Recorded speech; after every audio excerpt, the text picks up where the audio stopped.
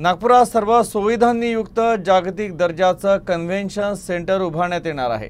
याबाबत स्पेन येथील फिरा बार्सिलोना इंटरनॅशनल कंपनीसोबत मुंबईतल्या वर्षा निवासस्थानी मुख्यमंत्री देवेंद्र फडणवीस यांच्या उपस्थितीत सामंजस्य करार पार पडला। यावेळी भारतातील राजदूत जुआन ऑन्टेनिया, फिरा बार्सिलोना इंटरनॅशनल कंपनीचे मुख्य कार्यकारी अधिकारी रिकार्ड झेपाटेरो, परिवहन विभागाचे अप्पर मुख्य सचिव Sanjay Sethi, pioneer exhibition and convention private लिमिटेडचे अध्यक्ष मुकेश अरोरा आणि उपाध्यक्ष जीत अरोरा, नागपूर जिल्हाधिकारी विपिन इटनकर उपस्थित होते। नागपुरात प्रस्तावित असलेलं कन्व्हेन्शन सेंटर केवळ प्रदर्शनं, कार्यक्रम आदींसाठी उपयोगात येणारे नसून सांस्कृतिक कार्यक्रमांच्या आयोजनासाठी हक्काचं व्यासपीठ असेल।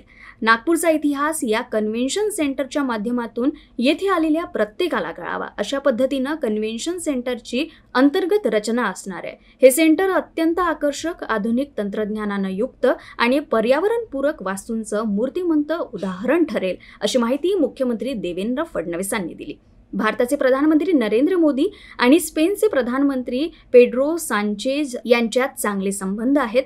यामुळे दोन्ही देशातील द्विपक्षीय संबंध आणखी मजबूत होत आहे। मुंबईची राजधानी असलेल्या महाराष्ट्रासोबत स्पेनला नक्कीच काम करायला आवडेल, अशा शब्दात स्पेनच्या राजदूतांनी महाराष्ट्राचा गौरव केला।